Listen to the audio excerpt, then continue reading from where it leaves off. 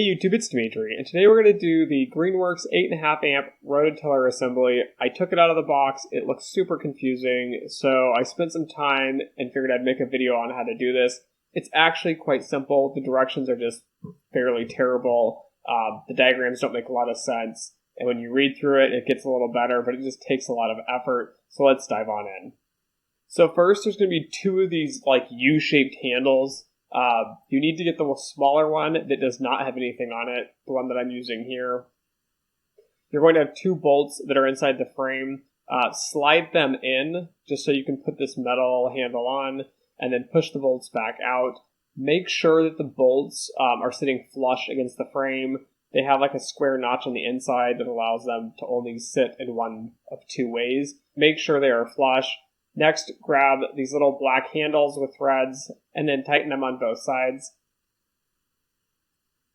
Make sure they're a little bit snug but not too tight.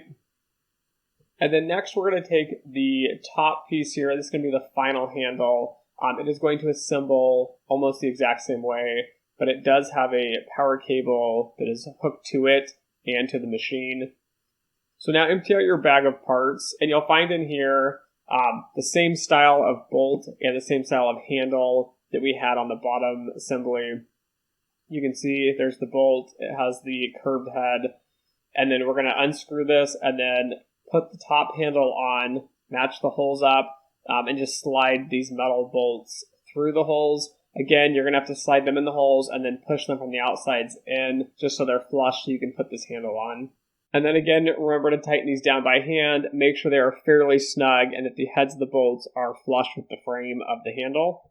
Next, we're going to tip the machine down on its front, and then we're going to grab the wheel assembly here, and it will slide into this brace on the back. You'll notice that the wheel assembly has 3 holes in the frame piece itself. This is just to provide you different settings. So if you put it with the wheels closest to you on the top hole, and you put the pen through, the tiller will not go as deep because the wheels will be a little bit taller. If you slide the wheels inside the frame here, so you push this all the way forward and put the pen through the 3rd hole or the last hole, this will be the deepest tilling setting possible because the wheels will be out of the way so the tiller can actually dig deeper. To assemble this, you just need this cotter pen and this black rod here. You'll see that it has a bolt. Do not use these giant cotter pens, you just need the tiny one and the tiny little black pen that has no loop on it. And then you'll align the hole from the wheels and the brace that's on the back of the machine.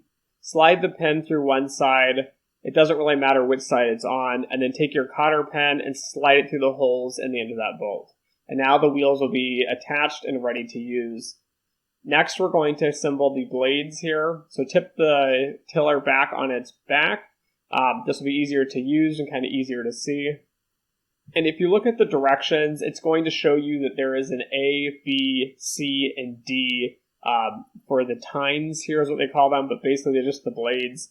You should note that the blades are flat on one side, and then on the other side they have kind of like the gears sticking out for the assembly. So this is going to be the flat side. You can see this is gear A, this is gear B on the flat side.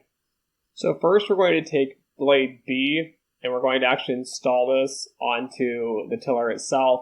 The hole inside of these blades or these tines, whatever you want to call them, is going to be like a D shape. So it'll be flat on one side, circular on the other. They will only slide it on one side. You'll first slide on blade B, then they give you these felt O-rings or kind of discs, like a washer, a felt washer. Slide that on. But again, make sure that the flat part of blade B is facing on the inside, and then when you put on blade A, you're going to want to make sure it is the opposite. And this will allow you to have a nice spacing between blade B and blade A, so rocks and other debris don't get stuck. Next, we're going to take this cotter pin with a ring on it already, and we're just going to slide it through the hole at the very end. You might have to press the blades towards the machine a little bit, slide the pin in, and then just twist the ring down so that it locks in place and that the blades will not come off. So before you freak out, there should be 2 of these large cotter pins left over before we assemble the other side here. If you look at the rod, there's an extra hole. That large cotter pin would go in the middle if you're only going to put one blade on each side. Today we're going to assemble all 4 blades, so 2 on each side. We're just going to use the little pins to cap them off and hold it on as the directions state. But if you did want to only use 2 blades, you'd use these big cotter pins. So for now, just set them aside. Yes, they have a use, but not for the full assembly. All right, so next we're going to take the C blade and we're going to start with that one and assemble it on the left-hand side of the machine here. Remember, the hub needs to stick outward for the C. It'll slide on just one way. And then next we're going to grab this felt kind of washer here, slide that on next. And then lastly, grab your D blade, again with the hub now facing inside so there's good spacing between blade C and blade D. We'll just slide that on. And lastly, grab this rod with the ring hook to it and just slide it through the hole at the end of the shaft and then flip the ring over the top to lock it in place. Alright, so that's it. That's the full assembly. Anyways, thanks for watching. Don't forget to like, share, and subscribe. And as always, until next time.